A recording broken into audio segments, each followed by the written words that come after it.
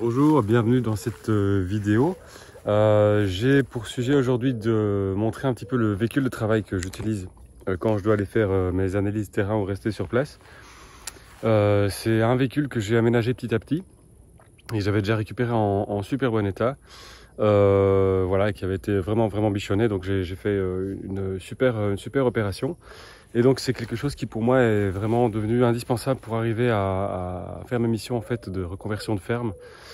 Rester sur place, passer partout, avoir quelque chose d'hyper modulable, de très discret. Donc je l'ai aménagé aussi avec mes propres moyens, mes propres idées.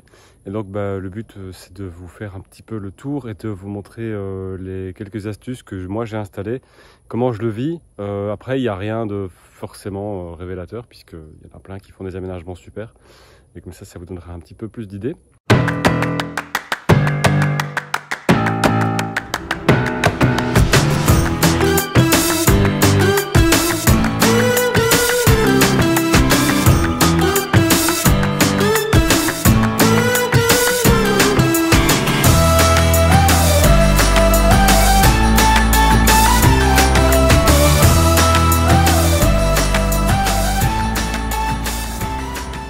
Donc si vous voulez en savoir plus sur la tente qu'il y a là au-dessus, c'est une iCamper. J'ai fait toute une vidéo dessus avec la première fois que je l'ai déballé. Donc elle est disponible ici ou en commentaire. Pour le véhicule, en fait c'est un Land Cruiser. Alors c'est pas le premier Land Cruiser que j'ai, c'est même le troisième. L'avantage de ces véhicules-là, c'est qu'ils sont vraiment conçus pour toutes les configurations, que c'est du Toyota. Donc Toyota a un contrôle qualité qui est juste dingue, qui est même meilleur que les Allemands. Et donc une fiabilité qui est à toute épreuve. Il y a toujours des maladies sur toutes les voitures, mais vraiment, c'est une voiture qui est suréquipée en fait, on dirait pas. Et ce que je trouvais intéressant, c'est que justement, on dirait pas qu'elle est suréquipée, qu'elle reste discrète et que si on enlève en fait la galerie, la tente de toit, les projecteurs et le vent, qui sont devenus pour moi quasiment indispensables dans beaucoup de situations pour pouvoir vraiment rester à des endroits longtemps. Et en fait, on peut même dormir à l'intérieur, il y a toute une configuration en lit et tout. Et donc on ne voit rien, si on enlève l'antenne, on voit rien, le treuil est discret, on le voit à peine. Voilà, c'est pas quelque chose qui forcément qui attire l'œil et qui attire aussi les foudres parfois d'autres usagers en fait, des petits chemins ou des routes. Ce que moi je fais quand je voyage, c'est bon, je fais quand même beaucoup de routes, mais je suis quand même content d'avoir le véhicule quand je peux aller dans une piste pour dormir pour la nuit, comme ça roule pas très vite.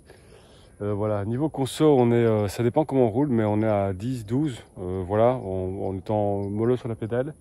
C'est un KZJ 95, donc il a 125 chevaux, c'est un 3 litres turbo diesel de la bonne époque. Je préfère celui-là au KDJ 95 pour ceux qui le savent, parce qu'en fait ils n'ont pas exactement la même maladie. Mais celui-ci a une robustesse qui est vraiment, c'est un tracteur en fait, c'est totalement un tracteur, alors ça va un peu moins vite sur l'autoroute. C'est peut-être un petit peu plus, voilà, un peu plus poussif, mais c'est vraiment hyper robuste. Et donc en fait, c'est quasiment un camping-car qu'on a devant nous. Un camping-car quand même avec la cuisine extérieure. Alors pour refaire le tour sur vraiment la technique mécanique, à l'intérieur on a un double filtre. D'ailleurs peut-être je vais aller ouvrir. Alors pour la partie méca, on a le treuil qui se trouve ici. Il est là. Et il fonctionne super bien. Franchement, donc ici j'ai le treuil à câble. C'est ce que le propriétaire avait installé. Mais moi, je préfère avoir un treuil à corde parce qu'on peut vraiment le faire aller dans tous les sens sur les côtés. Et j'ai la corde et j'ai la galette évidemment. Le moteur a été remplacé. C'est un moteur qui a 200 000 km. C'est la voiture en a 390 000 elle. Pourquoi? Parce que le mec a eu une opportunité, donc il a dit il a trouvé un super bon moteur. L'autre allait très bien, mais il a dit bon ok, je le remplace. Donc vraiment top. Les deux batteries Toyota. Donc on va démarrer en 24 volts pour un démarrage ultime. On a un double filtre, un pré-filtre en fait ici à gasoil, qui va nous permettre de pré-filtrer les crasses éventuellement si nécessaire, le coupe-circuit du treuil. Voilà, ici on a aussi un petit système d'injection d'eau, de vapeur d'eau, enfin d'une partie de vapeur d'eau de Bruine en fait dans les cylindres. Alors c'est un machin qui dépollue et qui rabaisse la consommation. J'ai fait aussi toute une vidéo là-dessus, ça a été assez bien commenté, disons-le, parce qu'il y en a qui rigolent un peu de ce genre de système. Alors celui-ci en fait j'ai pas eu le temps de faire la suite des vidéos sur ce machin là. J'avais contacté, non, le gars m'avait, quand il avait vu la vidéo, le vendeur m'avait contacté pour dire que c'était pas super bien configuré, que ça avait aucune incidence et qu'en fait il fallait que je le place un peu différemment avec des durites un peu moins longues et tout. Donc il m'a demandé de passer, mais j'ai pas encore eu le temps de le faire. Donc depuis, en fait, ce que je fais, c'est que je ne le remplis pas d'eau et je ne l'utilise pas. Donc il est désactivé en fait. Mais bon, voilà. Alors, sur la partie technique ici, bon, j'ai vite bricolé un truc. Bon, il y a des fusibles partout, mais ça c'est pas très grave. C'est juste pour mettre les projecteurs ici avec un fil un passe-fil que j'ai vite mis là. Ça c'est vraiment le truc le pire que j'ai bricolé parce que ça n'a pas d'incidence en fait. C'est vraiment pas grave. Ça ne prête à rien, donc j'ai des super bons projecteurs. Pour moi, les projecteurs c'est aussi indispensable pour quand on est sur un terrain et qu'on voit rien du tout. Surtout de nuit et dans les bois et quand on est quand je suis en train de ramener des bêtes, qu'il est 6 heures du soir, qu'on est en plein hiver, qu'il neige et qu'il bruine et qu'on voit rien du tout. Donc j'aurais aussi du mal à me passer des projecteurs. De nouveau au niveau technique, on a des skis partout, donc un blindage intégral sur tout le véhicule, avec une petite rehausse +5, tout qui a été refait correctement avec des nouveaux amortisseurs, enfin des amortisseurs qui sont récents et tout. Donc on peut aussi voir les skis ici à l'arrière. Hop, enfin le blindage de protection. Donc ça aussi ça fonctionne vraiment bien et ça aussi j'aurais du mal à m'en passer aujourd'hui. Moi quelque chose, si vous faites un petit peu de chemin, un petit peu de 4x4, c'est pas vraiment une passion pour moi. Je m'amuse pas à faire du trial, c'est pas du tout mon truc. Moi c'est vraiment utilitaire. Quand je dois en faire, je fais quand j'en fais pas quand j'en fais pas, et j'utilise le véhicule quand j'en ai besoin et pas quand j'en ai pas besoin quoi. Bon, c'est toujours rigolo, mais enfin bon, c'est pas voilà. Donc si vous devez passer un petit peu dans des endroits, vous avez vite pété un truc. Donc pour moi les blindages c'est vraiment indispensable. Les rock sliders aussi. Donc ceci ça nous permet d'avoir quand il y a un petit rocher qui se promène en dessous du flanc du véhicule, de pouvoir, enfin c'est rock slider, ça veut dire ça glisse sur les rochers, mais c'est surtout pour pas foutre tout le châssis et la carrosserie en l'air. Alors ce qui est assez marrant, le châssis est complètement neuf, donc c'est assez rare quand vous cherchez un véhicule pareil, c'est assez rare de trouver un véhicule qui n'a pas de rouille. Or celui-ci est vraiment dans un état incroyablement bon, et c'est surtout l'un des premiers critères qu'on doit aller chercher quand on va acquérir ce genre de véhicule. Et alors ce qui ne va pas entre guillemets, c'est le côté cosmétique, c'est-à-dire que en fait le véhicule est plein de griffes. Ça se voit fort ici, voilà, c'est tout au niveau carrosserie. Et en fait, ce qui est marrant, c'est que moi, ça m'est complètement égal, tant que la carrosserie est pas pétée, enfin qu'elle reste correcte, mais on peut voir qu'il y a vraiment plein de griffes et tout partout. Et en fait, pour moi, ça c'est pas optionnel, enfin c'est pas secondaire, mais c'est beaucoup moins grave ou important, enfin pas important, mais c'est pas quelque chose qui va vous amener à avoir des problèmes d'avoir des carrosseries, ça se répare toujours facilement, etc. Faut pas forcément remplacer des pièces importantes et tout. Bon, la carrosserie c'est quand même un métier qui est compliqué. Alors on a aussi un snorkel qui est quand même assez bien utile aussi, parce que parfois on peut être amené à traverser des lits de rivière, surtout dans mon boulot. Donc je rappelle moi que je convertis des fermes. Donc ce snorkel, en fait, là j'ai deux versions, donc j'ai la version cyclonique qui est celle-là, et une version juste avec la prise d'air déportée quoi. Je trouve ça très intéressant aussi le snorkel. C'est pas, enfin, je pourrais penser que c'est indispensable, mais en fait non, c'est pas tellement indispensable, mais ça peut vraiment s'avérer utile. Bon, c'est un gros, c'est marrant parce que c'est quand même des véhicules qui étaient à la base des véhicules haut de gamme. Enfin, c'est toujours un véhicule haut de gamme en fait. C'est toujours voilà, on a des petits projecteurs ici pour des petits gicleurs pour les feux. Voilà. Alors écoute, on va passer à l'intérieur. Alors sur les flancs encore, on a le propriétaire précédent qui s'est amusé à mettre des machins comme ça. Parce qu'en fait, lui par contre c'était un fan de raid et tout. Et bon, il en prenait toujours soin. Hein. C'est le genre de mec qui vidait pas le réservoir plus de la moitié pour être sûr de ne pas mettre du dépôt dans les fils. Enfin, tant mieux, c'est un malade. Donc il a mis des petits collants hybrides de Toyota. Pourquoi en fait, pour qu'on l'emmerde un peu moins sur le chemin, parce que bon, les petites bisbrouilles ou les petits jugements entre écolo et 4x4e et 4x4e écolo, il n'y a pas un groupe qui est mieux que l'autre en fait. Il y a toujours des connards partout et voilà, donc en fait c'était pour éviter d'avoir des remarques un peu désobligeantes, donc on le prenne vraiment trop pour un gros con. D'ailleurs le mec était très sympa. Bon, on va passer à la partie un peu plus rangement et habitat à l'intérieur, parce que en fait ce qui est assez marrant, c'est que moi j'arrive pas à remplir le bazar, j'ai toujours trop de place. Et pourtant on est parti, quand même on en a profité, on est parti 2-3 semaines à deux avec le chien qui est un énorme chien. Full raid, voilà, donc c'est, enfin raid, je veux dire full autonomie, on a besoin de rien et tout. Donc je vais vous montrer l'intérieur avec le frigo, la réserve d'eau et tout ça. Voilà. Alors ça commence par ceci. Ici on a le remplissage du réservoir d'eau. Donc c'est un tuyau qui va arriver au réservoir qui se trouve de l'autre côté. Et ici on a aussi, je l'ai enlevé là parce qu'en fait je préférais l'avoir de l'autre côté pour l'instant dans cette configuration, mais aussi on peut sortir une petite douchette qui arrive là et que hop on peut sortir comme ça, c'est très facile. Et sur l'extérieur, on a aussi encore un dernier truc qui se trouve là. Ça, c'est la prise de recharge. Tout ça, c'est vraiment super bien fait. Donc, le mec, il a vraiment bien travaillé. C'est pas moi qui ai fait.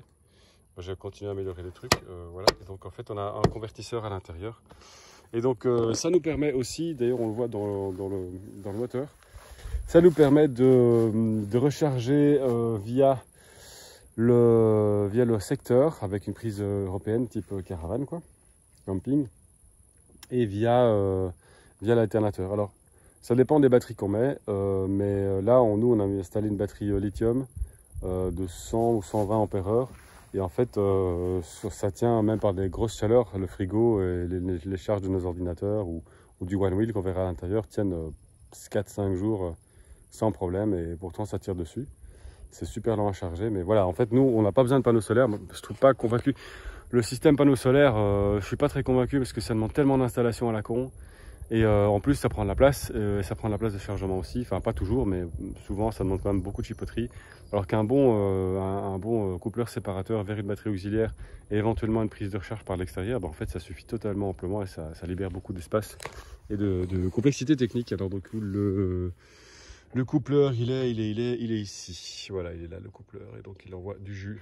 Il y a des câbles, pas ceux-là évidemment, parce que ça c'est vraiment ma chipoterie. Il envoie du jus dans l'intérieur. Ok, alors tout ce qui est poste de conduite, moi je suis obligé d'être assez bien organisé.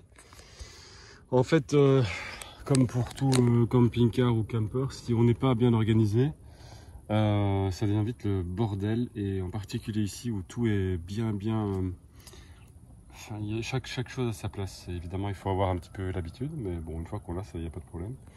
Du coup, voilà, mes écouteurs ici, c'est pour mon main libre. Parce que voilà, il n'y a plus besoin de main libre aujourd'hui, ça fonctionne super bien. Ou pour atténuer un petit peu le son. Le volant. Ici, je peux mettre une caméra de recul si je veux. Parce que j'ai une caméra de recul, mais j'ai enlevé le lecteur parce que ça m'ennuie un petit peu. Je peux encore mettre des trucs ici. Souvent je mets des outils, mais là j'en ai pas mis. Là il est en mode route, hein, donc voilà. Ici ça c'est aussi intéressant, c'est que j'optimise en fait le fait d'avoir un coussin ici pour mon dos, et en fait c'est aussi mon oreiller, et quand on est à deux, je mets l'oreiller aussi, chacun son oreiller. Ça nous sert pour la tente de toit. Alors un truc qui est assez pour moi devenu limite indispensable, c'est ça. Oui, hop, c'est ce machin là. Hop. Voilà, donc ça c'est tout ce qui est cartographie, mais je peux mettre Waze, je peux mettre Google Maps, plein de trucs. Alors c'est tenu par voilà, un RAM mount qui est assez connu dans le milieu. Et franchement c'est d'un bonheur, mais juste absolu, de pouvoir naviguer ou même travailler un petit peu là-dessus quand je suis sur le terrain, de laisser le machin bloqué ici, de le laisser ici et de travailler en fait directement sur mon iPad, qui est aussi ce qui me sert de faire les plans. Alors la CB, c'est pas vraiment quelque chose d'indispensable, mais ça peut s'avérer utile. Et ça va avec la grosse antenne qu'il y a là, évidemment. Ici, j'ai un interrupteur à l'arrière. Et du coup, il y a ceci pour éviter de l'allumer sans le faire exprès. J'ai un gros projecteur à l'arrière. Et du coup, j'ai mis ceci pour éviter justement de l'allumer sans le faire exprès, pour pas que ça éblouisse les gens qui sont derrière moi sans que je le sache. Donc, il reste allumé, par exemple. Voilà, bon, ici on a les foules, ça c'est la charge de la batterie, hop, 100% ou la tension évidemment, hop. Là c'est très intéressant aussi pour faire du raid, c'est un TerraTrip. Ça aussi ça m'intéresse pour connaître ma bonne direction. Voilà, j'ai 2-3 petits trucs comme ça, comme c'est aimanté, c'est mes lampes de poche, c'est mon niveau, c'est un niveau multiple pour voir si je suis quand même pas trop de travers. Ça en fait c'est la prise qui va au TerraTrip, ça me permet de justement, c'est comme pour les rallyes en fait, ça permet de calculer exactement la distance et de faire des checkpoints tout le temps. très utile quand on fait un peu de roadbook. C'est vraiment, ça marche très bien. Ici, j'ai plusieurs prises. C'est plutôt intéressant de privilégier parfois les prises allume-cigare parce qu'en fait, bon, c'est pas toujours le plus puissant. On peut toujours mettre un système de côté batterie. Mais moi, on trouve toujours en fait, peu importe où on se trouve, on trouvera toujours une petite prise allume-cigare. Comme il y en a plein, qui va fonctionner avec un USB-C ou un USB 2 classique. Voilà, donc c'est quand même assez intéressant. Qu'est-ce que j'ai ici? Alors là en dessous, j'ai un bac qui s'ouvre. Et dans ce bac, j'ai encore un convertisseur en 220 volts de 300 watts si je dois charger l'ordinateur. Mais je peux charger je peux charger directement l'ordinateur à partir d'ici. Et en fait, à partir d'où encore? J'avais un autre endroit où charger l'ordinateur de manière efficace. Je sais plus, enfin bon, voilà les rangements qu'on peut trouver ici classiques. Alors ça c'est très intéressant parce qu'on commence à arriver à faire l'habitacle arrière et donc en fait bon j'ai toujours la banquette mais ici tout a été transformé et tout est amovible, donc c'est pas considéré comme camping-car comme VASP, c'est tout est sanglé en fait et ça s'enlève allez en moins d'une heure on a vraiment tout enlevé. Bon, on n'a pas forcément tout rangé, mais en tout cas, on a tout enlevé. Et très intéressant aussi, je les ai enlevés, mais je les ai encore. J'ai en fait toutes les tringles qui viennent ici, plus les rideaux qui se mettent partout. Les vitres ont été teintées, donc elles sont teintes, mais elles sont très bien teintes aussi. Donc vraiment une super configuration qui est vraiment très propre. Et ça vaut le coup de chercher un véhicule pareil, je trouve. Voilà, avec en plus de sa fiabilité. Alors ici, j'ai un grand rangement, enfin j'ai des grands rangements partout. Hein. C'est tout simple et des fois il vaut mieux que ce soit simple parce que quand c'est simple c'est très facile à réparer et ça pète pas dans tous les sens et ça coûte pas cher en fait.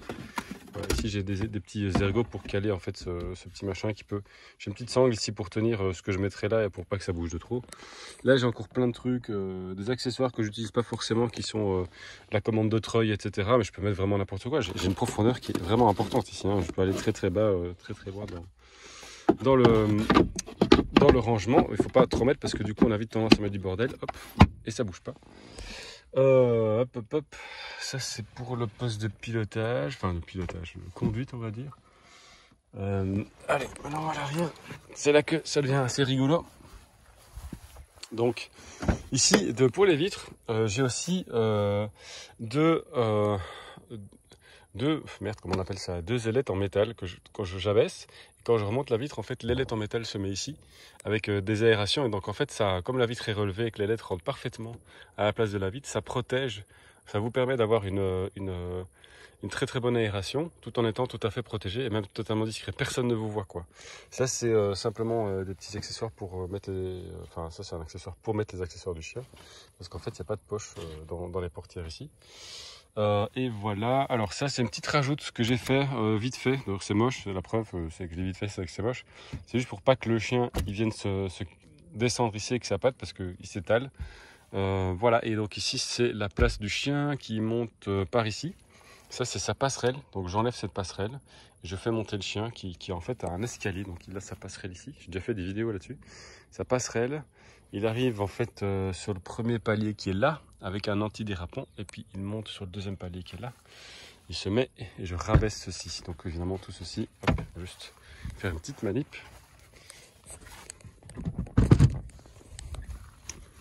Voilà, donc tout ceci se lève, hop là. Et voilà, on découvre donc là, vraiment là on est vraiment dans le cœur du 4x4. On va chercher tous, ici j'ai mon garage entre guillemets, donc c'est là où je mets vraiment toute ma technique, mes outils, ma visseuse, ma prise européenne, ma masse. Je la garde toujours fort à portée de main, la masse, parce que ça me sert à enfoncer des piquets, en particulier pour ou taper sur un truc quand c'est bloqué, quoi.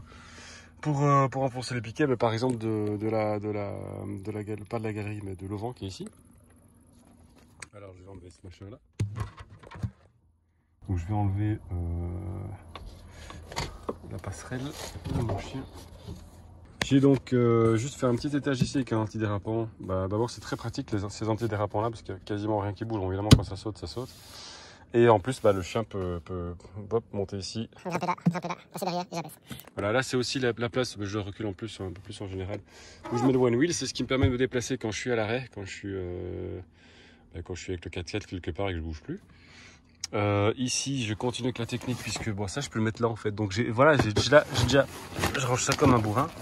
D'habitude c'est mieux rangé, mais enfin bon, ici j'ai déjà vraiment, j'ai déjà trop de place en fait, ici, parce que j'ai encore ma petite valise de douille qui est là. Et voilà, je peux encore mettre des chaussures et tout, moi je les mets pas là. Ici ma batterie qui est assez bien mise à cet endroit là d'ailleurs, et avec un petit boîtier de fusible qui va renvoyer en fait de l'électricité vers l'avant, les allumes-cigares, vers là, vers le frigo qui est de l'autre côté, qui va recevoir aussi la charge à partir du convertisseur.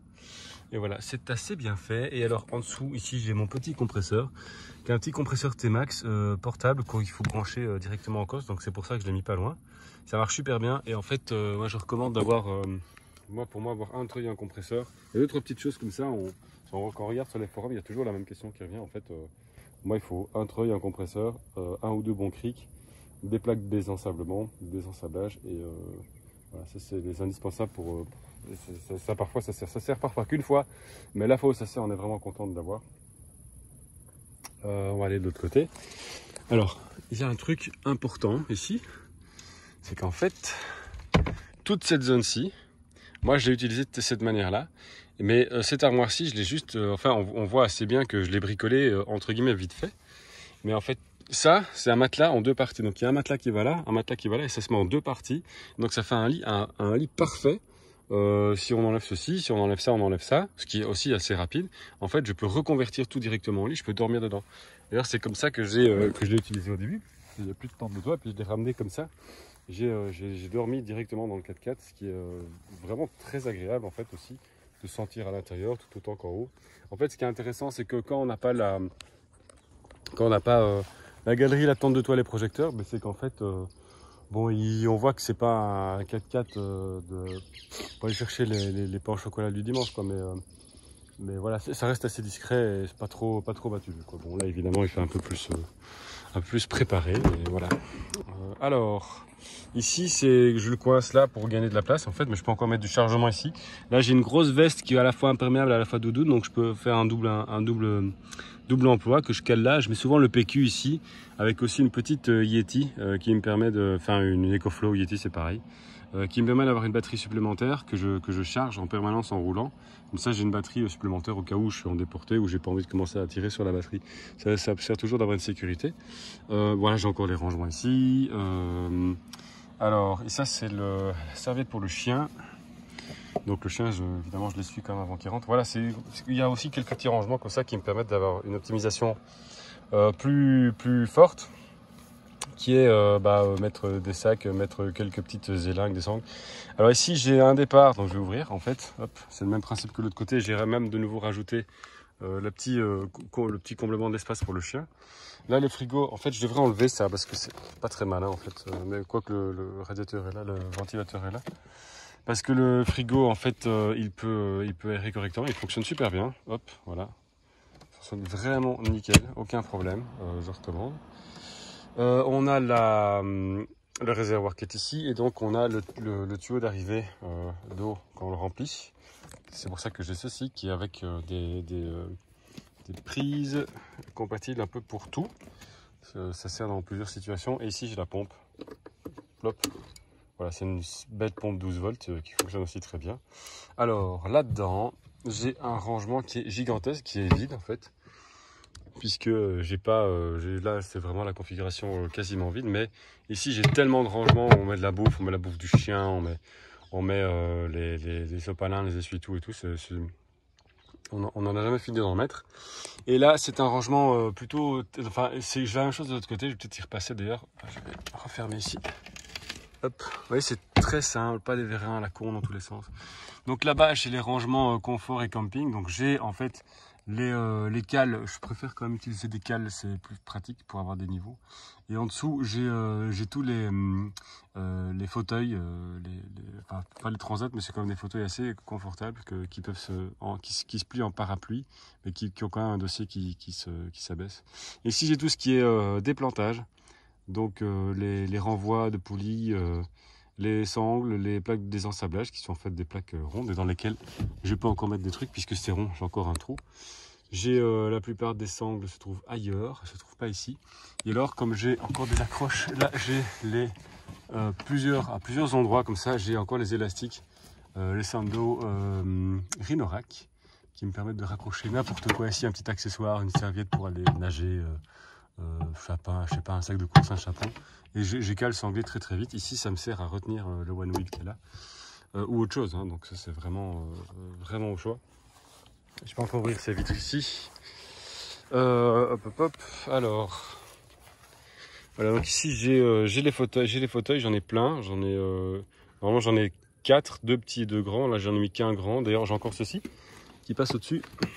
Il passe pas celui-là, mais voilà, je peux le faire passer au-dessus ici et simplement faire en sorte que tout ceci ne bouge pas en l'accrochant ici à un petit crochet, pas en tirant comme un porc, mais en faisant en sorte que juste que ça ne se déplace pas dans tous les sens bêtement. Alors ici, une petite échelle de roue de secours, vachement pratique pour grimper sur la galerie.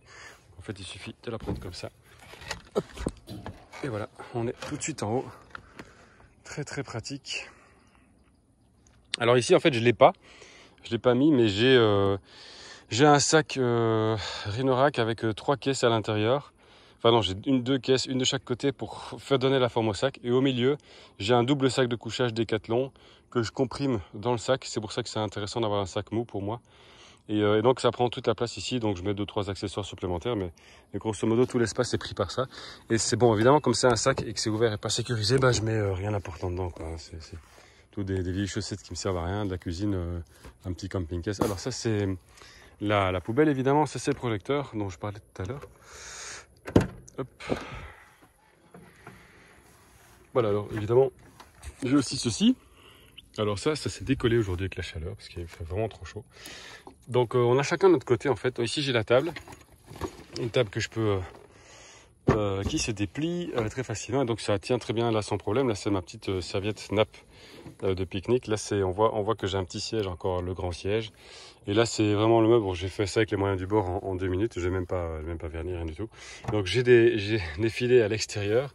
J'ai ces 2 filets là. Isa a son côté, moi j'ai mon côté. Là j'ai toujours une barre très intéressante quand on a une barre pour faire levier ou quoi que ce soit, quand on a besoin de débloquer quelque chose. Une hache, toujours indispensable aussi. Et une petite scie, c'est une scie d'élagueur, donc qui fonctionne très très bien, on n'a pas besoin d'avoir une tronçonneuse. Et puis évidemment ceci, je vais pas le faire maintenant parce que ça m'ennuie, donc une table en fait qui s'abaisse simplement comme ça. Donc on voit que c'est vraiment un système très très simple et que ça fonctionne parfaitement. Et puis j'ai ceci, voilà, donc j'ai aussi encore les filets à l'intérieur, ça c'est mon côté à moi. En fait, je suis rentré de vacances il y a 1 mois et demi et depuis je crois que j'ai plus rien fait, je n'ai plus du tout utilisé la voiture. Et voilà, donc ça c'était l'espace plutôt d'Isa. Et on a un espace commun où là on met nos sacs, ça c'est plutôt nos sacs de travail en fait, avec nos bouquins, nos ordinateurs et tout. Ici on met toutes les chaussures, donc là on empile une chaussure, pouf pouf pouf, on les bloque. Là on voit le pommeau de douche qui est plus intéressant d'avoir ici, mais que je peux sortir de nouveau par le trou qu'il y a là, très facilement à l'extérieur. Là c'est plutôt tout ce qui est entretien de surface, barbecue, etc. Je fais jamais de barbecue, parce que je trouve ça chiant en fait. Je comprends pas très bien le mec qui s'amuse tout le temps à faire des barbecues. Ou absolument un feu. Alors de nouveau ici, c'est un petit peu en configuration vide, mais ceci c'est des choses aussi que je peux empiler. C'est beaucoup plus facile pour voyager. Là c'est notre stock de boules qui est, parce que c'est indispensable parfois pour dormir dans la nature. Mais c'est pas censé être là. Mais voilà, on a un premier tiroir ici qui est un tiroir un peu fourre-tout, celui-là. Et puis on en a un deuxième qui est un tiroir avec pas mal de condiments, de tisane et tout. Bon, là il y a un truc qui a un petit peu coulé tout à l'heure, donc je vais l'essuyer. Et on voit que c'est en fait, je trouve intéressant parce qu'on a un système pareil. Là ça frotte un petit peu parce que celui-là est trop grand. En fait, ça c'est un que j'ai fait, que j'ai rajouté après et que j'ai remplacé un dé comme ça. Pourquoi? C'était juste en fait pour avoir peut-être un petit peu plus de modularité ici sur comment dire, la fonctionnalité du machin. Donc en fait, je peux mettre mon camping gaz ici, ou je peux le mettre, enfin en fait je le mets là, concrètement, ça j'en ai pas besoin. Et puis je peux simplement mettre encore du stock hop, si je rentre ceci, hop, je vais le faire comme ça. Je peux encore mettre du matériel ici ou encore mon camping gaz s'il bouge pas, même si j'ai quand même mon évier ici. Il n'y a pas forcément, j'ai pas tout intégré, je trouve les trucs tout intégrés c'est super, mais en fait ça prend un temps débile et ça sert, enfin je ne vais pas dire que ça sert à rien, il y en a qui adorent, hein. Moi j'aime bien aussi. mais c'est pas indispensable pour s'amuser, quoi, franchement. Et donc ceci, ben, on le vide en faisant un flatch et c'est bon, quoi. Voilà, ici, ça c'est l'indispensable coin à café. Et donc, quand je veux, donc il y a tout ce qu'il faut pour plus quelques condiments. Alors, ce que je fais souvent, c'est que je rachète des bouteilles comme ceci. Et puis voilà, je les remplis avec autre chose après. Parce qu'en fait, elles ont le même format, elles sont carrées, donc elles se mettent très bien, elles ne bougent pas. Pour optimiser ici, j'ai aussi mis des ciseaux et un petit couteau, mais je peux en mettre d'autres, hein, donc ça rentre évidemment très très bien dedans. Et à contrario, on a ce type de tiroir là qui est aussi très solide. Là c'est un peu coincé, mais c'est normal, c'est parce que tout à l'heure j'ai tout mis en vrac. Et en fait, vous voyez, j'ai encore un espace juste hallucinant derrière. Voilà, donc j'ai ma popote ici, j'ai mon camping gaz ici, qui en fait, ça suffit dans 99% des situations, c'est largement suffisant. J'ai un super réchaud à essence, le truc anglais là. Ouais, c'est bien, mais ça coûte très cher. C'est hyper compatible avec tout, mais voilà, c'est pas indispensable pour faire du bon camping, quoi. C'est pas exagéré non plus. Voilà, quelques couverts, enfin quelques ustensiles de cuisine en bambou. Voilà, et puis évidemment toute la configuration type extérieur. Hop, ici j'ai mes freins. Voilà, donc voilà, ça j'aime bien, mais voilà, parce que c'est indispensable. Non, enfin, en tout cas, c'est intéressant parce que je peux vraiment commencer à cuisiner sur cette partie-là et être à l'aise, tout en ayant cette partie-là qui est descendue, et être à l'aise aussi avec ma petite table ici pour faire le dinette. Et donc quand on s'installe pour un petit moment quelque part, c'est plus pratique aussi. Alors, il y a un truc sur lequel j'ai fait vraiment attention. C'est que comme j'ai utilisé ce véhicule aussi pour bosser ou pour faire des spots, j'ai pas du tout envie de passer des heures à plier, déplier mes accessoires de logement, d'abri, mes abris en fait. Donc là, j'ai choisi du matériel qui est assez haut de gamme. Pas toujours le plus haut de gamme pour le Rhinorak, qui est déjà vraiment super. Je crois qu'il n'y a pas besoin d'avoir un truc plus que le Rhinorak que le Batwing. Franchement, ça se déplie en une minute, ça se replie en une minute. D'ailleurs, je vais le faire, ça me fait marrer toujours parce que ça va tellement vite. Et la tente iCamper qui pour moi est quand même vraiment un grand plus. J'ai pas pris la tente iCamper super longue. D'abord parce que j'en ai pas besoin pour les fois où on dort dedans. C'est quand même pas la mort d'être un petit peu l'un contre l'autre. Au contraire, ça crée des liens. Mais aussi parce que comme ça me laissait une place derrière. Sachant que cette tente là, l'iCamper, elle est tellement compacte. Quand on a un petit peu l'habitude, on sait placer des trucs dedans. En fait, on sait normalement rien placer dedans. Moi, j'arrive à placer une couverture et 2 oreillers. Et peut-être un petit peu plus si je la mets un petit peu mieux. Voilà, on peut aussi sortir un des 2 matelas de l'iCamper pour le mettre ailleurs. Par exemple, on pourrait le mettre en dessous du chien. Bon, ça dépend comment on protège le matelas. Si j'ai par exemple la couverture de pique-nique qui est étanche en dessous, qui est cirée en dessous et douce au-dessus pour le chien et que je mets ça au-dessus du matelas iCamper, en fait je pourrais mettre le matelas iCamper là, à la place de la couverture du chien, ici, et le chien serait très bien. Et du coup moi je gagne une place énorme là-dessus et je pourrais peut-être envisager de mettre le sac de couchage, mais voilà, je ne l'ai pas encore fait. Et donc il y a toujours vraiment moyen d'optimiser par des petites manières comme ça.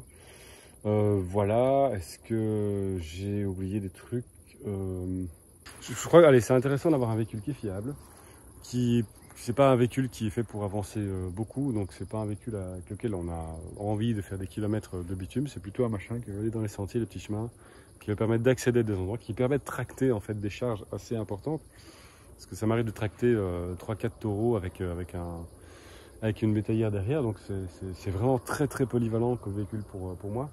C'est pas du tout un véhicule que je recommande pour l'usage quotidien.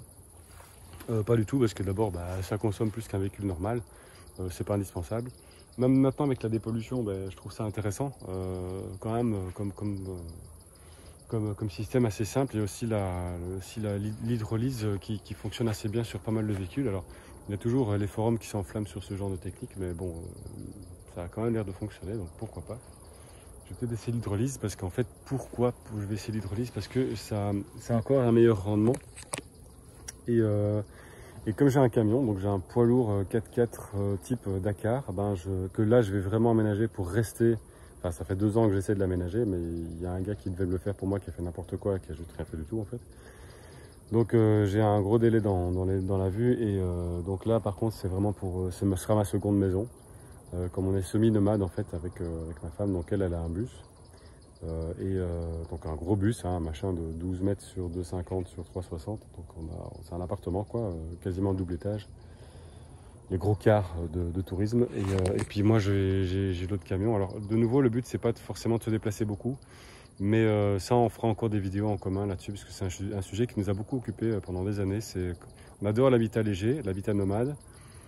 Et en tout cas avoir un faible impact. Mais en fait on s'est rendu compte que on aimait bien aussi pas forcément bouger, mais avoir la capacité de bouger sans difficulté et pouvoir changer, se renouveler. Et voilà. Après, on bouge très peu. On bouge très peu nos véhicules. Après, on se déplace comme tout le monde, et puis on a une maison qui n'est pas forcément près de là où on travaille. Mais voilà, je crois qu'il y a un juste milieu à trouver, et que je trouve ça intéressant. Donc, je vous invite aussi à suivre cette chaîne qui existe pas encore, mais que nous allons donc monter avec ma femme. Et puis voilà, n'hésitez pas si vous avez des questions ou si vous voulez voir d'autres trucs. Moi je pense que j'ai fait le tour. Je crois qu'il y a une énorme mode là-dessus. Moi ça fait vraiment des années. En fait j'ai commencé il y a des années à faire toujours ce même travail de recherche de terrain et tout. Et à l'époque j'avais un Vito vide quoi. J'avais 2 sièges à l'avant, puis c'était un long châssis. J'avais la bête camionnette blanche. Là-dedans, j'avais mis un grand lit pliant sur roulette qu'on trouve dans des lits que tout le monde a enfin tout le monde non, mais qu'on met pour qu'on a un invité et tout. J'avais mis ça, j'avais mis une petite paroi et j'avais mis un mousqueton dessus pour le tenir accroché. Enfin, et c'est comme ça que j'ai commencé. Donc, faut pas forcément se suréquiper comme ceci.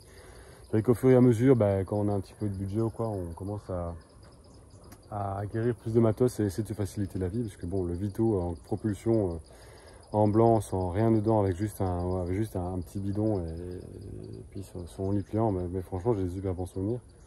Et c'est comme ça que ça forme la jeunesse. Alors il faut que vous cherchiez, si vous cherchez un véhicule pareil, qui soit vraiment la carrosserie, en fait, il y a un truc quand vous achetez un véhicule, c'est pas forcément le véhicule qui est important, c'est la personne à qui vous achetez le véhicule. C'est ça qu'il faut aller sentir pour pas se faire avoir. Maintenant il y a toujours des couilles à un véhicule. J'ai rien eu avec ce truc là. Parce qu'il faut tomber, en fait, il faut arriver à tomber sur le maniaque qui n'a pas envie de vendre son véhicule, ce qui est souvent le cas. Il faut trouver la personne qui n'a pas envie de vendre son véhicule, mais qui le vend pour une raison X ou Y, de gré ou de force, enfin, ou qui a pas envie, mais qui dit tiens, je vais faire autre chose, ou qui n'a pas envie, mais qui le fait parce qu'il n'a pas le choix. Et puis voir quelle est la passion qu'il a donnée en fait dans la construction de ce véhicule-là. C'est comme ça que vous en trouverez un bon, en fait. Parce que j'ai déjà vu des horreurs dans de trucs. Qui sont toujours à vendre d'ailleurs. Ça fait un an et demi que j'étais les voir, et les mecs ne les vendent pas. Ils vendent ça à 8 000 € alors que ça en vaut 3, et puis parce qu'ils ont travaillé dessus, mais ils ont travaillé comme des porcs, et puis donc du coup ils estiment qu'ils doivent récupérer leur argent, mais ça sert à rien. Voilà, tout ça, je trouve une fois qu'on est mis sur là où on doit être, je trouve ça aussi intéressant d'utiliser, par exemple, comme le One Wheel, comme en fait ce sont des véhicules qui sont absolument pas efficaces au niveau du rendement par rapport à la propulsion, enfin par rapport à le déplacement électrique, et je trouve ça intéressant par exemple d'installer un système de recharge dans tous les sens. Donc en fait quand je roule, je crée de la chaleur, mais je crée aussi de l'électricité. Et cette électricité, je la stocke tout le temps dans mes batteries, je la stocke dans mon One Wheel, je la stocke dans mes ordinateurs, je la stocke dans la Yeti. Et puis après, je peux la réutiliser. Et donc, en fait, j'essaie, je ne vais pas dire avoir une démarche écolo, parce que je trouve pas ça écolo de rouler là-dedans. En même temps, ça dépend comment on utilise ce type de véhicule-là. Mais en tout cas, ça me permet de ne pas vraiment gaspiller de l'énergie qui est produite à un moment donné et qui est juste produit de la chaleur pour rien dans la nature. Ok. Bon, à la prochaine sur normalement des vidéos de permaculture. Et puis, n'hésitez pas à suivre l'autre chaîne quand vous la verrez apparaître. N'hésitez pas si vous avez des questions et à tout bientôt.